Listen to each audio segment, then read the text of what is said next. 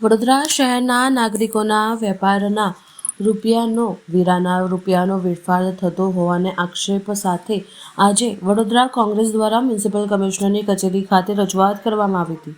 આવેદનપત્ર આપવામાં આવ્યું હતું અને આ પ્રસંગે ઋત્વિક જોશી પ્રમુખ વડોદરા શહેર કોંગ્રેસ સમિતિ તેમજ ચંદ્રકાંત શ્રીવાસ્તવ નેતા વિપક્ષના વડોદરા મહાનગરપાલિકાના ઉપસ્થિત રહ્યા હતા. કોંગ્રેસના આગેવાનો, કોર્પોરેટરો તથા કાર્યકર્તાઓ મોટી સંખ્યામાં મ્યુનિસિપલ કમિશનરની કચેરી ખાતે પહોંચ્યા હતા અને કમિશનરને આવેદનપત્ર આપીને વિવિધ મુદ્દાઓ અંગે રજૂઆત કરી હતી. આવેદનપત્રમાં શહેરમાં કરવામાં આવતી વિવિધ કામગીરીના નાગરિકોના વેરાના રૂપિયાનો યોગ્ય ઉપયોગ થાય અને બિનજરૂરી ખર્ચ પર રોક લગાવવામાં આવી તેવી માંગણી કરવામાં આવી હતી. કોંગ્રેસ આગેવાનો દ્વારા આ મુદ્દે તાત્કાલિક યોગ્ય પગલાં લેવા માટે પણ કમિશનરને રજૂઆત કરવામાં આવી હતી.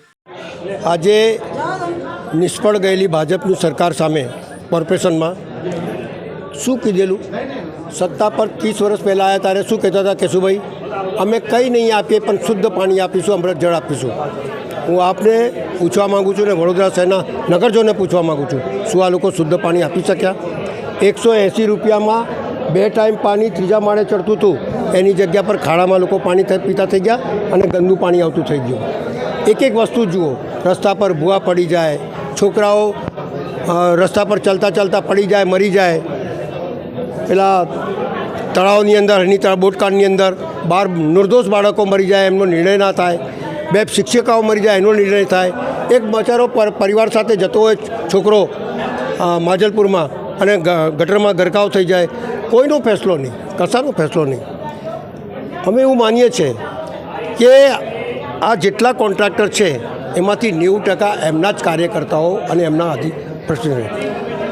તમારા કાર્યકર્તાઓની 0% જમીન કપાય અને એક સામાન્ય ખેડૂતની 40% જમીન કાપી લે અને એ જમીનો પાછા વેચી દે.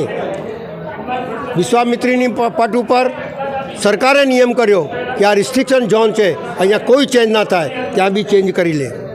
તમે એમના એક કામ જુઓ, ચાહે ડ્રેનેજનો જુઓ, ચાહે પાણીનો જુઓ, બધા એમના કોન્ટ્રાક્ટરો છે. એટલે એવા કામ કરે કે રોડ બની ગયા પછી જે લીકેજ થાય ફરી એમને રિપેર કરવાનું, એટલે કામ મળ્યા જ કરે, આખો વર્ષ ચાલ્યા જ કરે. એનું કોઈ મોનિટરિંગ નહીં, કોઈ પાકું કામ નહીં. એટલે આ બધી બાબતોને લઈ અને અમે લોકો વડોદરા શહેરના નગરજનોના હિતમાં ન્યાય માંગવા આવ્યા છે કે આવા ભ્રષ્ટાચારીઓને અહીંયાથી હટાવો. આ વડોદરા શહેરના કરજા ઉપર કરજો થઈ રહ્યો છે. આજે તિજોરીમાં પૈસા નથી. સરકાર કહે છે કે કામ તમે ઓપનિંગ કરી દો. આજે 10-10, 15-15 વર્ષના કામો પડેલા છે, એ નથી થતા. પેલાના ઝોપડપટ્ટી તોડી દીધી, 10-10 વર્ષથી એમને મકાનો નથી મળ્યા.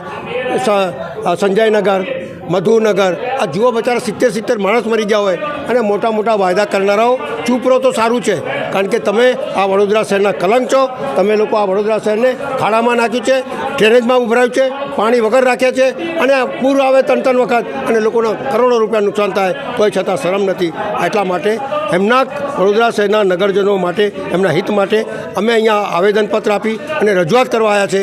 અને લડાઈ અમે નીચે લડીશું અને લોકોને જાગૃત કરીશું કે તમે તમારો હક લેતા શીખો, એ અમારી માંગ છે.